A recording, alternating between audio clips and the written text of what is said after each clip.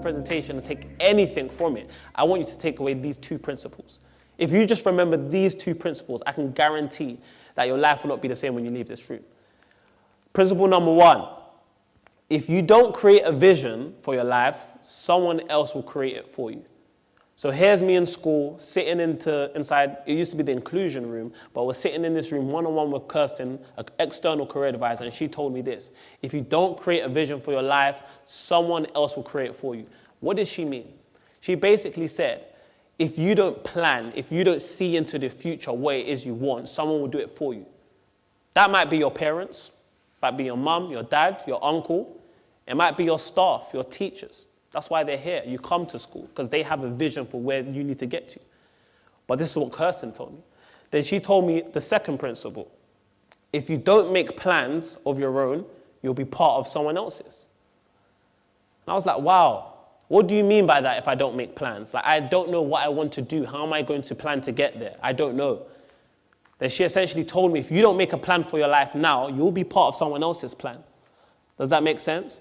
A lot of entrepreneurs nowadays, they have a vision and they have a plan for all their employees. They already know what their employees are going to do when they enter their company. They're the visionaries. And it's the same thing with school. If you don't create a plan, someone's going to create it for you. Now, I don't know the plan that this school has for you. Maybe it is for you to do really well in your GCSEs. Maybe it is for you to find out what your interests and your passions are. But essentially, they have a plan. They have a mandate. They need to make sure that you come to this school and you leave the best you possibly can.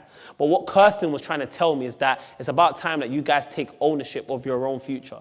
Essentially, you don't want to be part of someone else's plan. You want to have a say in your own plan. Does that make sense? And this is what she told me. And I was like, wow, Kirsten, that makes sense. If I don't start to think about what I want to do in the future, if I don't make my own plans, I'm just going to grow older, then I'm just going to complain about life because I was part of somebody else's plan, what they wanted for me. So I posted this picture on Instagram, and this is why I captured it.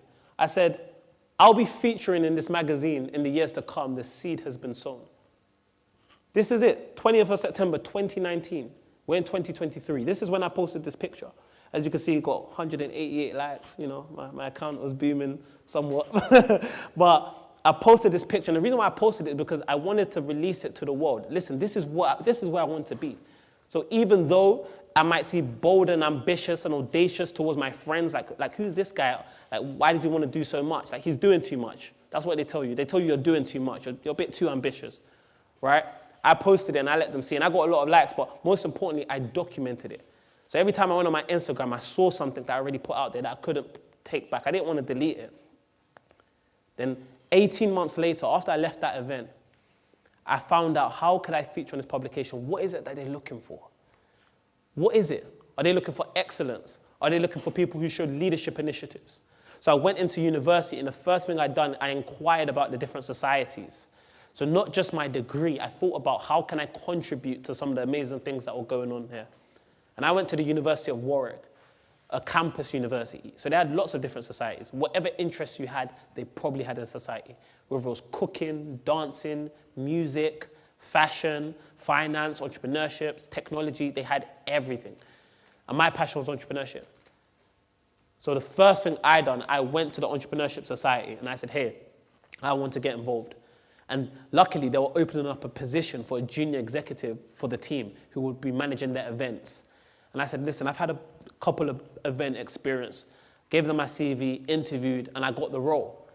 And from there, we managed as a team collectively to organize 2 different impact summits, which hosted some of the world's famous entrepreneurs, people who won The Apprentice. There's a company called Cheeky Panda. They make tissues and toilet rolls out of bamboo, multi-million-pound business. And I met Chris Forbes, the CEO. I was the one ushering him to the rooms, giving him tea and coffees and drinks. And I'd done so much for the Entrepreneur Society. And I also joined the Work Finance Society. And I also joined the Economic Society. And also joined the African Caribbean Society. So I started joining lots of different societies, as well as studying my degree. Don't get me wrong, I studied economics, and they do work you at university.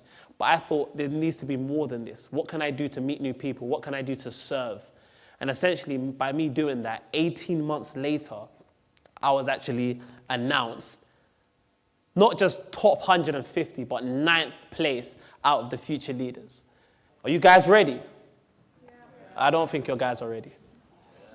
Are you guys ready? Yeah. So I'm going to count 1, 2, 3, and I'm going to say by this time next year, and I want you guys just to release and shout out your vision.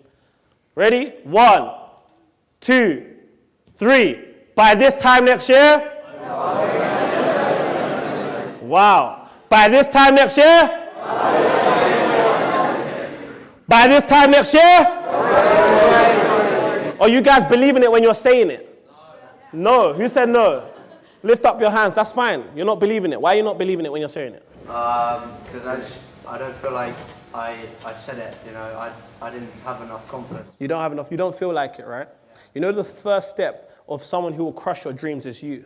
The minute you say you don't feel like it, then it's most likely not going to happen. Because why should we believe in you if you can't believe in yourself? And I believe in you anyway, because I see it. So I want this time, say it out of your lungs. Believe it. Believe it. Right? On 3. 1, 2, 3. By this time next year? Oh, I'm believing it. By this time next year? Oh, I'm believing it. By this time next year? I thought it was really interesting to see and to hear about someone else's story and the pathway that they took in their life, and it's given me some ideas of like things that I need to do to get where I want to be in life, and like different like pathways that I can take. It's definitely inspiring to hear how someone else's story went, like how they went about it, how ambitious they were, how they documented it and put it set in stone. Is very cool, and it's definitely probably given me ideas as well. So. The most inspiring thing for me was seeing that visions really can shape reality if you have a plan. And the most important part is to just plan it out. Because when you do that, you put your idea, your belief into motion. And that's really powerful for bringing you to your end goal. I find it really interesting how a thought of what someone wanted to do really turned into their reality.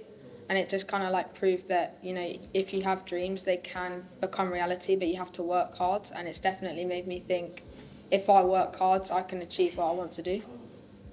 I think the way Victor delivered the messages and, you know, using that keyword of vision and showing how, you know, there's always something for everyone and that you've just got to find it, and it doesn't matter where you are at one stage, you've just got a certain period of time to turn it around. I also found it inspirational that he got the message across that there isn't something that you can't do, and always set your mind to the goals that you want to achieve.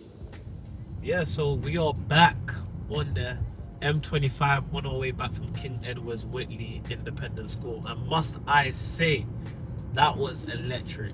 Honestly, I'm so glad we made the journey.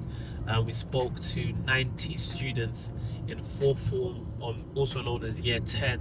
And they had so much dreams and aspirations, and they just didn't know how to manifest it. They didn't really know how they could just make it come to pass in reality. So me sharing my journey and my story and just seeing literally life come back to their faces, even the teachers, we captured some amazing testimonials from the students as well in terms of what they wanted to get out of life and how they found the presentation. So yeah, I'm excited. Like it's a privilege. I always say it's a privilege to them to be blessed to do some of this amazing work and just be part of their futures. And yeah, we should all them all the best as well.